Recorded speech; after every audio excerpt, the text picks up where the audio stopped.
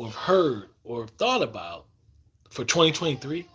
See, the funny thing is you have to think about the advice that people are giving is based on what are they seeing as the opportunity in the economy. So in 2022, the biggest thing that people were talking about was, of course, buying a house. And incidentally, buying stocks because the market was still down. And the thing that people were really trying to hold off on was cars because the values had gone up so much. So what's the biggest advice now? Well, your housing situation has really more leveled off as far as the ability for you to attain a house has become a lot easier. Yes, the interest rate's a little bit higher, and it's 2 to 3 percentage points higher than it was this time last year.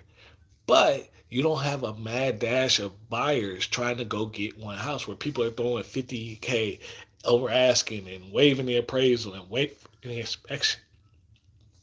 Stock market is still a great place to invest because while we've seen some gains and it's kind of dipping up and down, the stability because of the fight over inflation has made the stock market, while it seems to be optimistic, it still hasn't built back fully. So then you come to what's now a car market. Now we're starting to see prices decline. We're starting to see repossessions uptick. And the same thing can be said in the housing market.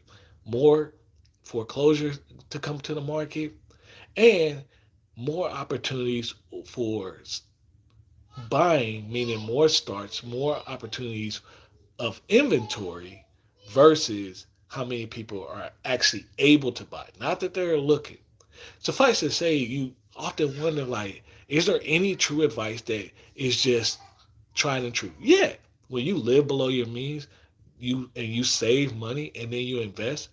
Well, it can create a couple things for you. It can create number one, you'll actually have the money for when these opportunities are around. It also, by saving, you have money to insulate yourself for impending layoffs. What are you trying to figure out at this point?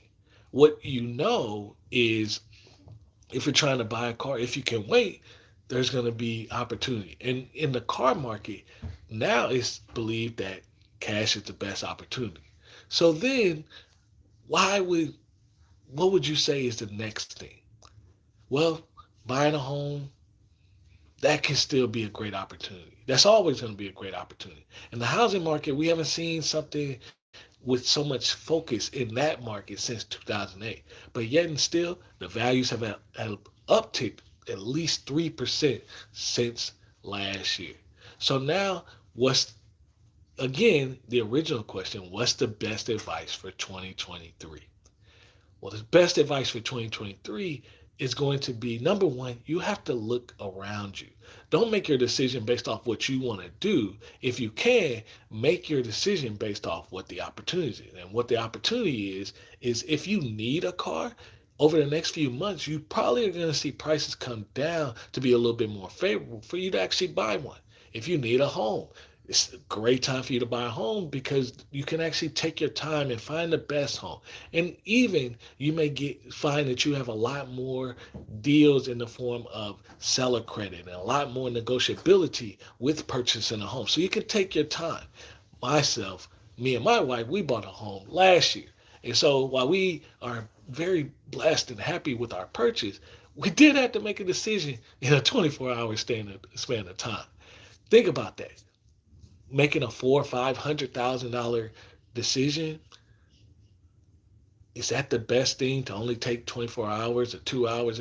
No, you have to have really thought this through to be able to execute when that opportunity came. Suffice to say, having cash right now is still going to be solid financial advice. Why?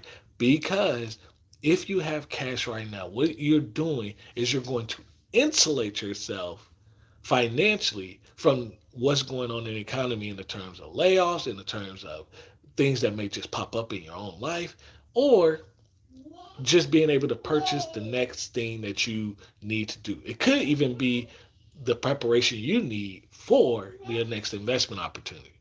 Suffice to say, having a budget, having a plan, living below your needs so that you're able to save money, those things will never go away. And whether the economy is doing good and inflation is low, or the stock market is going well, or housing prices are stable and there's a little rockiness and when the bear market in the stock market and inflation's high, having a budget, having a plan, knowing where your money is going, what expenses you have, that's never going to be bad advice.